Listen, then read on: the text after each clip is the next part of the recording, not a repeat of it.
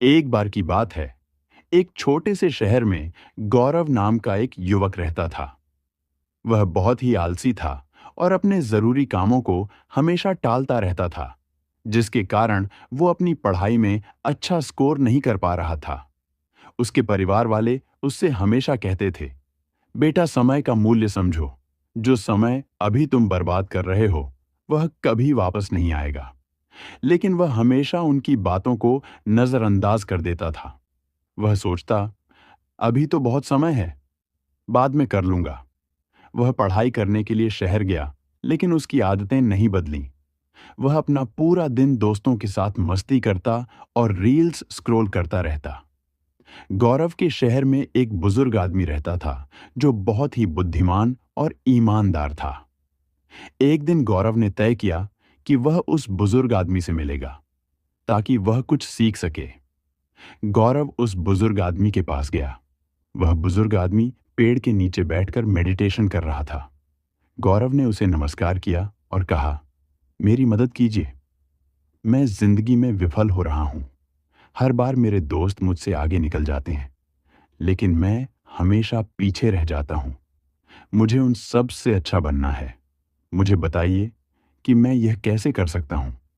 बुजुर्ग आदमी ने कहा, बेटा, तुम संघर्ष झेल रहे हो, क्योंकि तुम अपने कामों को हमेशा टालते रहते हो और समय की कदर नहीं करते।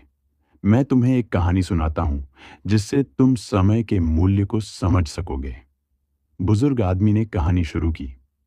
एक बार की बात है, एक राजा था जो बहुत दयालु था। वह अपनी जनता से बहुत प्यार करता था और उनकी मदद किया करता था। एक दिन उसे एक व्यक्ति मिला जो बहुत ही आलसी और गरीब था।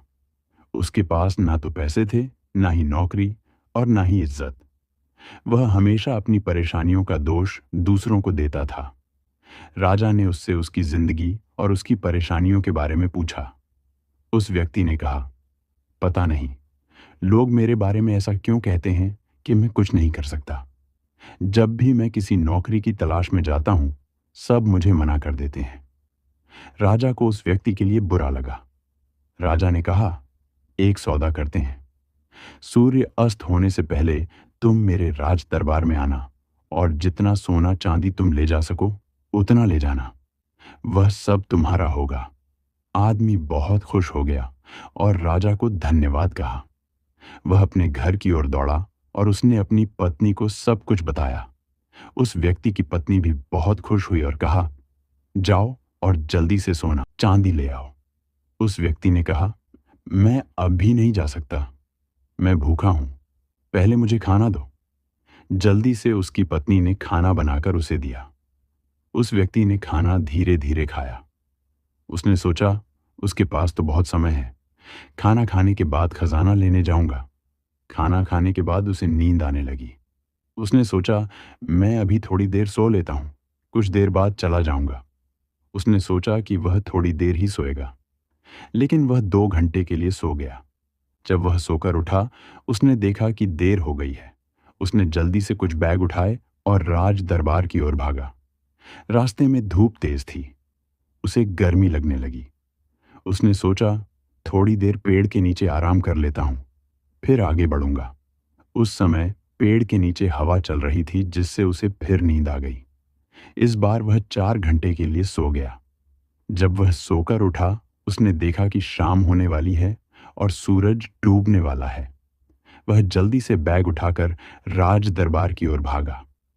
लेकिन जब वह राज दरबार पहुंचा, तो सूरज डूब चुका था और दरवाजे बंद हो चुके थे। वह व्यक्ति बहुत दुखी हो गया। उसने अमीर बनने का एक अच्छा मौका गवा दिया, क्योंकि उसने समय के मूल्य को नहीं समझा। उस बुजुर्ग आदमी ने कहानी को खत्म किया और गौरव की तरफ देखा। गौरव के पास कोई शब्द नहीं थे। उसे अपनी गलती का एहसास हुआ। गौरव ने उस बुजुर्ग व्यक्ति को धन्यवाद दिया और घर वापस लौट गया। उसे समझ आया कि समय बहुत कीमती है, उसे बर्बाद नहीं करना चाहिए। उसी दिन से गौरव ने अपने लक्ष्यों पर काम करना शुरू किया। उसने अपनी काम टालने वाली आदत को छोड़ दिया और वह बहुत प्रोडक्टिव बन गया। कुछ ही दिनों बाद वह अपने सभी दोस्तों से आगे निकल गया और कॉलेज का सबसे होनहार बच्चा बना। इस कहानी से हमें यह सीख मिलती है कि समय सबसे मूल्यवान संपत्ति है। अगर हम इसे बेकार की चीजों में बर्बाद करेंगे, तो हमारे पास पछताने के अलावा कुछ नहीं बचेगा। हर अवसर का सही समय पर लाभ उठाना चाहिए, क्योंकि खोया हुआ समय कभी वापस नहीं आता। इसलिए आज से ही अपने समय का सदुपयोग करें और अपने लक्ष्यों पर केंद्रित रहें।